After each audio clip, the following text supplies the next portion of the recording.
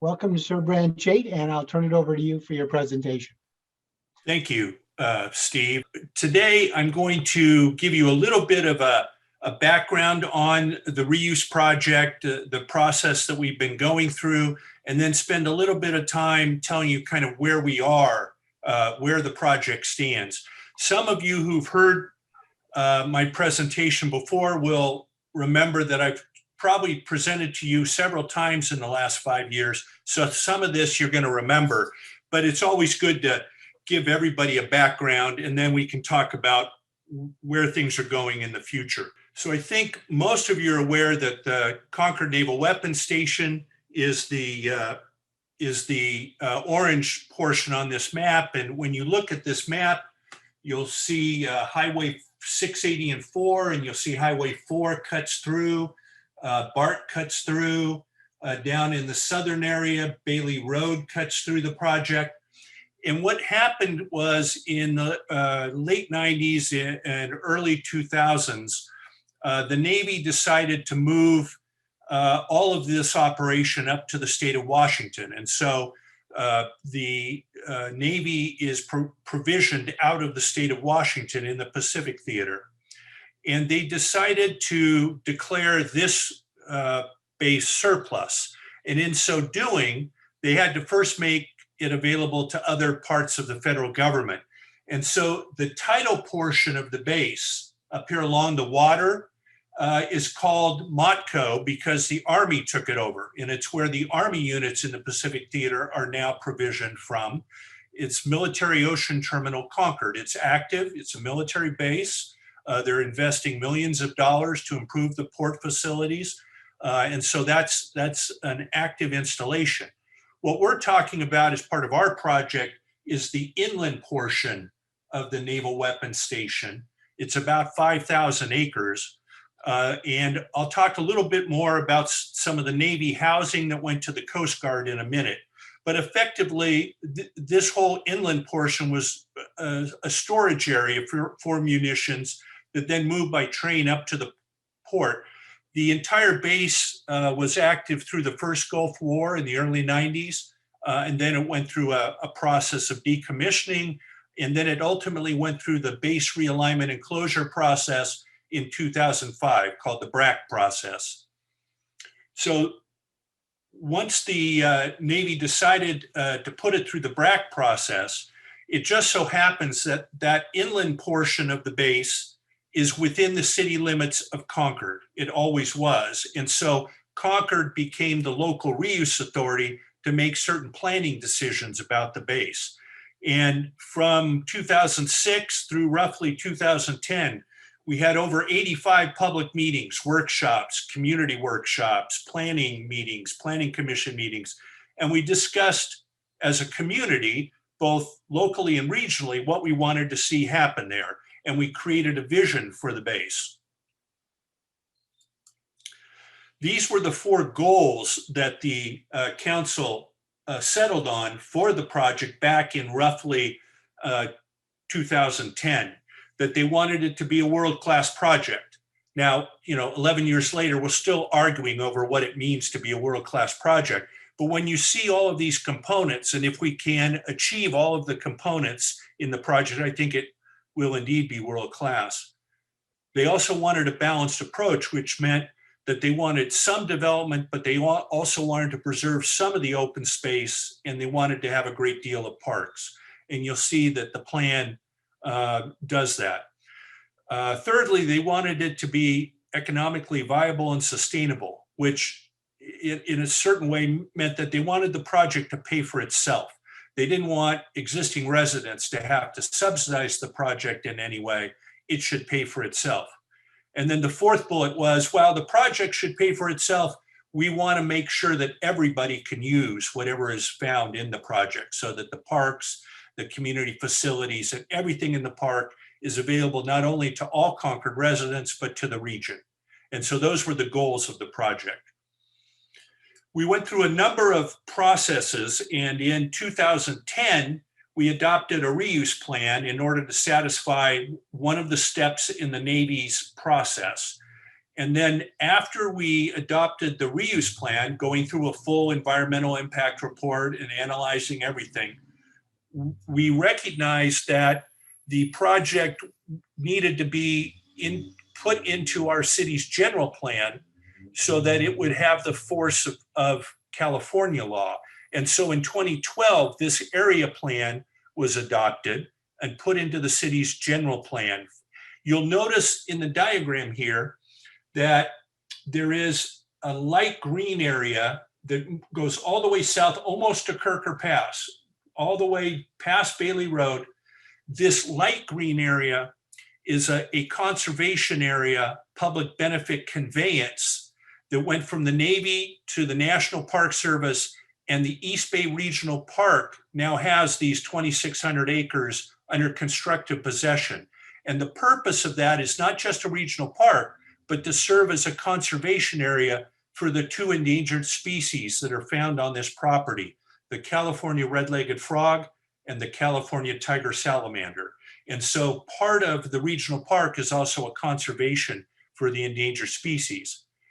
When I call that area a public benefit conveyance, what it means is that the Navy has given it to the park district for free, right? The park district now has control of it, and the park district has adopted a plan for its improvement, a very small amount of improvement. The area south of Bailey Road here is likely to be the first area improved and opened for public access, because the area north of Bailey Road to Highway 4 has significant issues that still need to be worked on. So the park district has a plan, and if you go to their website, you can see their plan for that area. The other area of note is kind of this blue area north of Highway 4 along the extension of Aurora Road next to the golf course. That is about 75 acres, and it will be a first responder training facility. The county is being given that land. It will be given that land probably in 2 or 3 years from now, depending on how fast the city moves, but it will be given that land as a public benefit conveyance for free. Con Fire wants to put a headquarters there. They've already got a burn unit, which means a building they set on fire and let their trainees put it out. The sheriff's department is running hostage training, SWAT training. They do all sorts of interim training on that portion of the base. The colored areas that come up against existing Concord are largely the area that the city will get in an economic development conveyance and will build out. The economic development conveyance means that the City of Concord, our master developer, and the Navy have to agree on some sort of remuneration for the Navy. What are we going to pay the Navy for these 2,300 acres? You'll see in this plan that it's a transit-oriented, higher density plan than we've traditionally seen in the East Bay, especially in Contra Costa. So the area around the North Concord BART station will be higher densities, and then the densities get less as you move towards Bailey Road. You'll also see a tournament sports complex area. You'll see a campus district, so on and so forth, commercial flex, so on and so forth. And so the overall housing unit count, in theory, under this plan is roughly 12,000 housing units being built over the next 30 some odd years, with 25% of those units, or roughly 3,000, to be affordable for people making 80% or less of the median income. On this map, you'll also notice a little cutout for the Coast Guard property, which was the old Navy housing.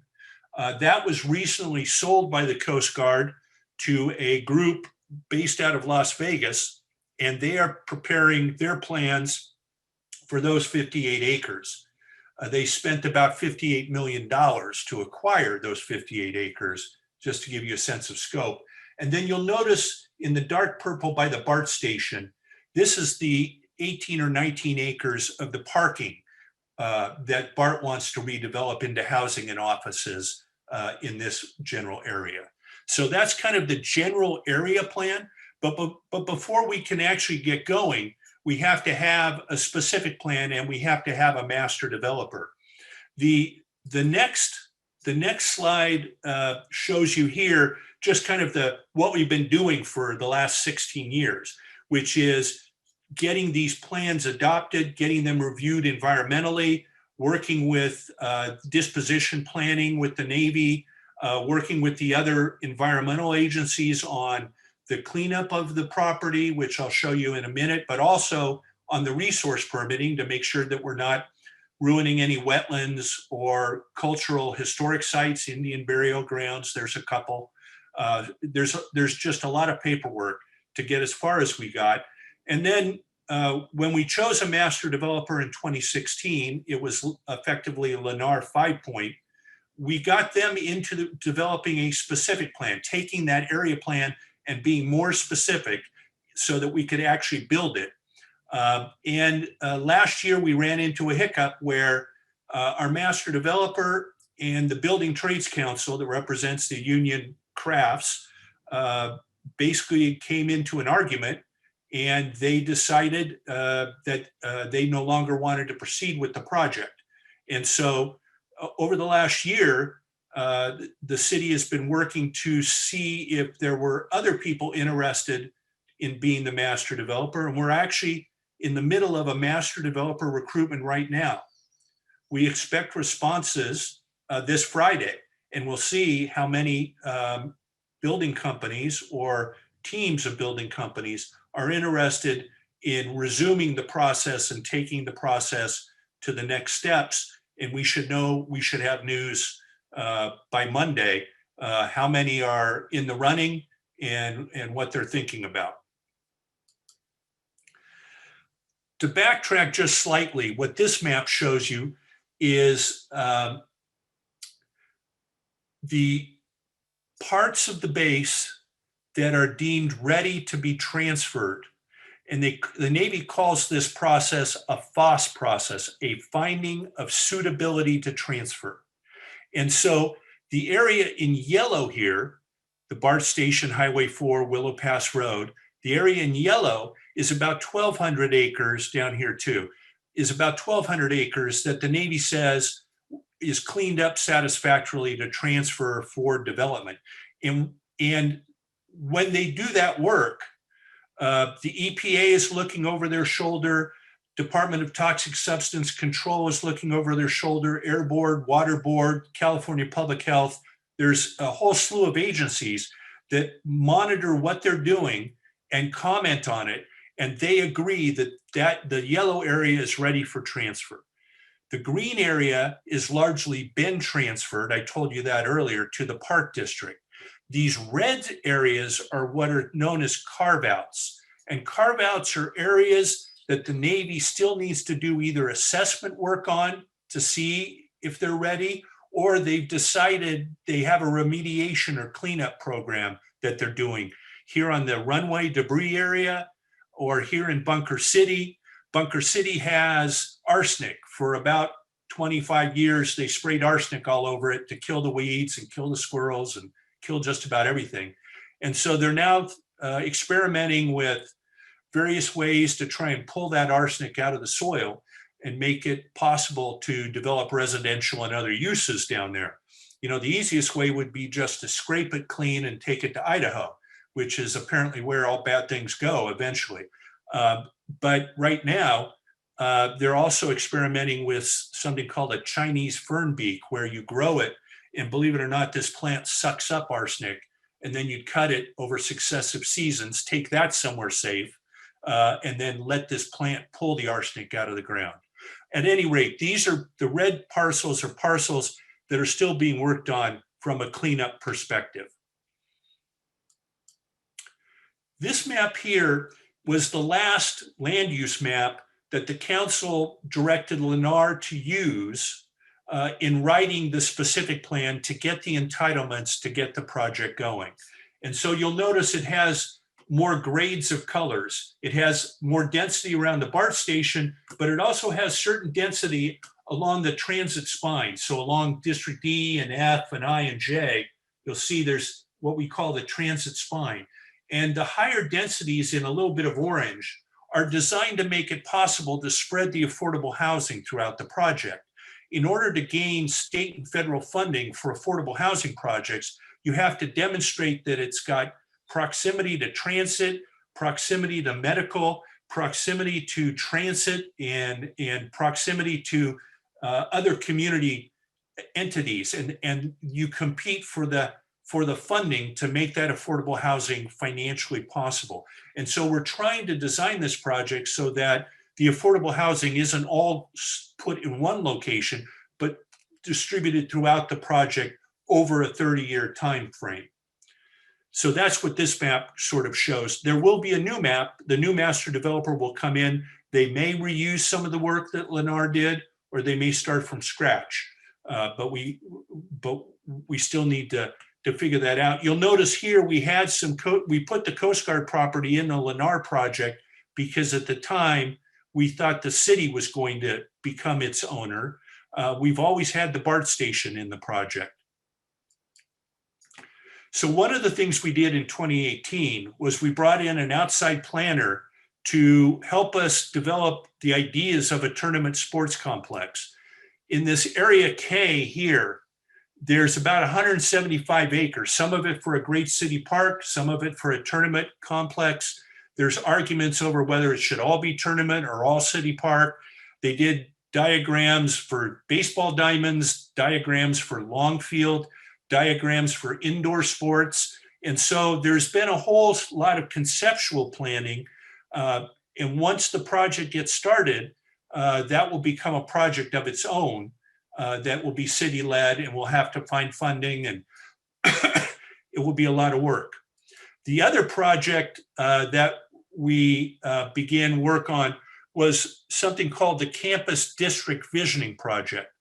And in this previous map up here in District B, you'll see there's about 120 acres for some sort of college site. And when we began through these blue ribbon discussions, it became clear that no one, CSU wasn't interested, UC wasn't interested, but they were all interested just a little bit, right? And so the idea now is for this to be a hybrid campus where UC might bring ag and natural resources. San Luis Obispo has expressed interest in cybersecurity and building there for cybersecurity. Cal State East Bay is interested. So it could be, and even some private entities are interested, some R&D, because as an interim use, the base is currently being used by Gomentum Station for the testing of autonomous and connected vehicles. And so we're making use of Bunker City and some of these other areas to test these new technologies, some of which very much are likely to end up in District B and elsewhere. So I'm going to give you a little bit of the timeline as we thought it was going to go. And that's what's sort of shown here. We were writing the specific plan. We were getting close to entitlements when we had the project labor agreement, or the dispute with the unions between our master developer and the building trades. And so virtually everything that we thought we were going to do in 2020 didn't happen. And so our master developer agreement expired. And now we're in the process of looking for a new master developer. This was the construction timeline if we were still on course, right? Which was to get something going, get it entitled in 2021. There is no useful infrastructure out there. There's a couple roads that work, but otherwise nothing works out there. Even the water CCWD brings into the admin, into the pump station, is undrinkable once it goes through the pump station. It's only good for cattle and for fire protection. So we've got to really redo all the horizontal infrastructure, the roads, the sewer, the water, recycled water, electricity. We need a new substation from PG&E. All of those things are in planning stages. And then the idea was that we would start vertical construction, hopefully in 23, 25, and that there's a 30-year build out. That's all been pushed back. It all has to be recalibrated based on when we get a new master developer and if we can get to entitlements so that we can actually start to do these things and get to an agreement with the Navy to transfer the property to us. And my hope now is that we can get to that maybe in 2023, early 2024. So I'm almost done. This, in case you're interested, in case you want to know a whole lot more about the project than I'm giving you here, I just want you to know there is a website, concordreuseproject.org, And if you go to the Master Developer Selection 2021 page, there is this request for Master Developer Qualification document. It's about 100 pages, but it tells you everything you want to know about the project and more. So if you have issues or you have additional questions, that document is probably the best document to get you up to speed. It's what we're using to inform our prospective master developers, and it sort of is the Bible as of today. So with that, Ron and Steve, that's kind of, I pushed through it, but I'd be glad to answer any questions that the members have.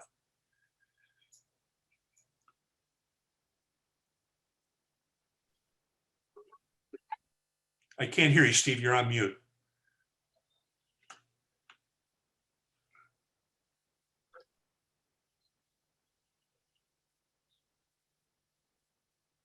How's that? That's better. That better. Okay. Well, you have several good questions. One of the interesting ones was, Clayton Road gets very busy. Mhm. And so is there a plan for some sort of parkway or road that could go from Clayton to this new development area?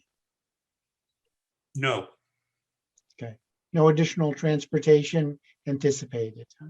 No, well, no, I'm answering the question. So the concept of whether or not a road that tied into Kirker Pass through the base would be done was decided against early on in the process, because that area between Bailey Road and Kirker is actually the most pristine. It does have Navy bunkers, it does have some railroads, but in terms of habitat for endangered species and other species, it was decided to keep that as an entire parcel and not bifurcate it with a roadway.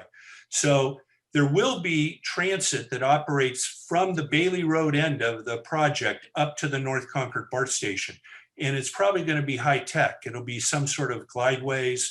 It might be fixed rail. It's definitely going to be rapid bus service, probably maybe even autonomous, 12 passenger buses that are running on very tight headways, so that, much like we were promised with BART, but nonetheless, that's the concept of moving people through this project.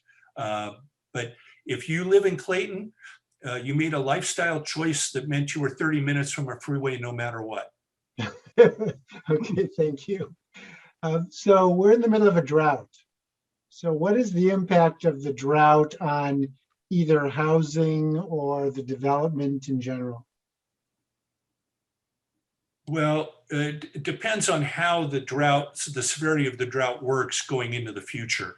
So things could change, but the Contra Costa Water District has been planning the number of housing units into their models since about 2010.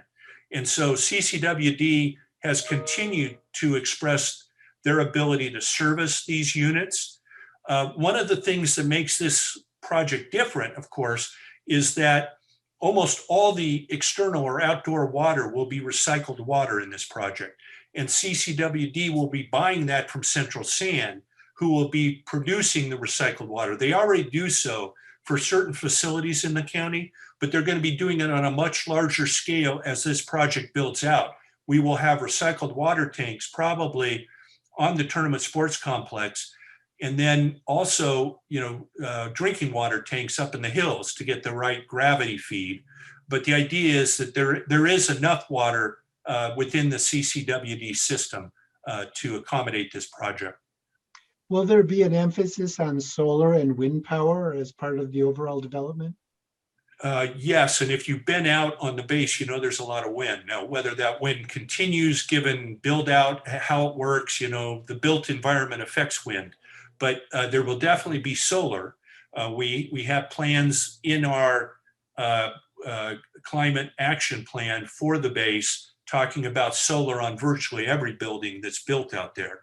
The issue, the growing issue with solar and wind for that matter, is yes, we could use some more, but we don't need a lot more. The fact of the matter is the bigger issue these days is batteries and the storage of that power overnight. and making it useful overnight. And so the concept that we may need to work some battery facilities into the design of this base, that's kind of the new thing that we're starting to discuss and work on. Yeah. We have a couple of questions related to the disagreement between the former master developer and the labor unions. So what was the crux of that disagreement? And will we be assured that it won't happen again with the new master developer? Great question. So at the end of the day, there's two really large components of construction, right? There's the horizontal construction, which is your sewer, your water pipes, the roadways, all of that stuff, which is huge on this project and which has, throughout history in California anyway, almost always been done by unions, operating engineers, the carpenters, you name it, right? And so there was no question that was going to be done union. The question where things really fell apart was, how much could the project afford, given all the Christmas tree ornaments that are on this project, right? All the community benefits that everybody wanted. How much could the project afford to do union from a vertical perspective? How much of the housing, how much of the 6 million square feet of commercial retail, how much of the 2 million square feet of campus, how much of that could afford to be done union when you were dealing with the vertical? And frankly, Lennar thought that only so much of it could be done union, and the Building Trades Council believed all of it should be done union. And so there was a fundamental disagreement over what was promised during the selection process for Lennar. And there was arguments about that. And effectively, Lennar decided that they would like to withdraw. Now, can I promise that we won't have a similar issue in the future? No. However, a gentleman named Bill Whitney is head of the construction building trades in Contra Costa. And he made a presentation to my Rotary Club 2 weeks ago. And he was asked this question. And his response was that they have an agreement with at least one prospective master developer to do the entire project wall-to-wall union, and that they're in discussion with a second prospective master developer to do the very same thing. Whether we get 2 or more proposals on Friday, I'm kind of excited and waiting to see. But the head of the labor unions, or the trade council that manages the construction and building trades, believes that at least 2 prospective master developers are willing to sign project labor agreements to do the project, quote unquote, wall to wall, entirely union. We'll have to see. Good. So our 18-hole golf activity plays out at Diablo Creek. And we've heard that there's going to be an impact on the golf course. Can you give us more information about that? And can you assure me that I can still par hole number 5? So if you, in this map, you'll see that Avora Road up here connects through and connects to Arnold. And so it's not hole number 5 that's the problem, Steve. And I play it just enough to be dangerous, right? So it's really hole 6. And then, believe it or not, this little triangle here, that's hole 7. I mean, you could get all of hole 7, on this other side of Avora, because of the way this will swing through and go through that steel shed, right, in order to line up with Arnold correctly. So what I've done, and this map doesn't reflect it, and we're not done yet. So if you have ideas, that's great. But we don't own the whole golf course yet. We own the back 9, believe it or not. The front 9 is still owned by the Navy, and we're going to get it as part of the first transfer.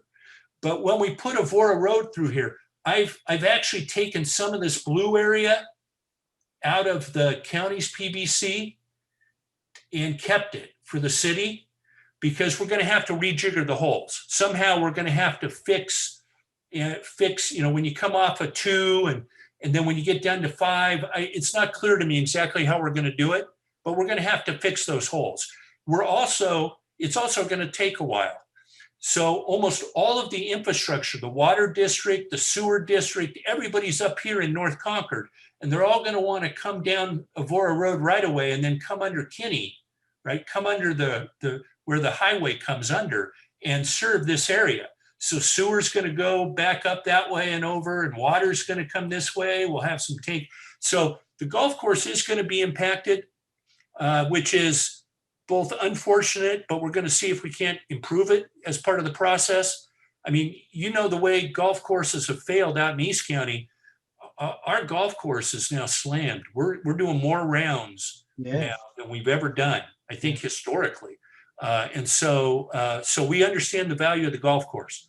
So when might we see the impact out there? When might that happen? I'm guessing 24, if I can stay on schedule, you might see some impact. Okay. Could you say more about the open space? You know, how many acres will there be open space and hiking trails and things like that? So on the Park District controlled area, you really need to go see their plan. They've got about 2,600 acres. They're gonna take the rails up and make those hiking trails throughout their portion of the base. And then you'll notice that we have what we call the green frame and the improvement of Mount Diablo Creek. So the idea here is that in our area, we have almost 800 acres of green frame and parks. Tournament Sports Park's 175 acres. And then there'll be parks within these areas, neighborhood parks, but also these trails so that you can get to the BART station on a bike or through a trail without having to drive. We've got about 800 acres of parks and greenways, which is more than the City of Concord has today in terms of parks, right? So we're going to double the park, the usable parks, the bikeways, and those sorts of things throughout the base. Okay. So could you talk about the, public communications going forward? So this is an important week. You mentioned some sort of an announcement that might be coming next week. So what might be the sequence of communications that we should be aware of? Yeah, no, I wouldn't hold your breath about next week. I think at most we might announce that we've got 2 prospective or 4. We'll see, right? But that's all we'll announce. And then staff is going to review and summarize the proposals, make sure that they're understandable. And then in all likelihood, we'll release those to the public and the council mid to end of July, because my goal is to take the prospective master developers to a council meeting, probably the last one in August. I think it may be August 23rd, and ask the council to interview them and provide some direction to staff as to who we should start negotiating with and to make them the master developer. So that's the rough time frame. Everything could change based on something weird happening on Friday, but the fact of the matter is, if it's not 100 applications, and my guess is it's at most maybe 5 and at minimum at least 2, then we'll try and move fairly quickly. Frankly, the city needs to get a master developer on board so that we can re-engage with the Navy on our negotiated economic development conveyance and reach to entitlements so that we can get the project going. Yeah. Well, this is a fascinating project, and it's going to be really important for traffic and, all kinds of issues for the county. And we really appreciate the information. Thank you for spending some time with us this morning. You're very welcome. Yes. Ron, I'll turn it back to you. Okay.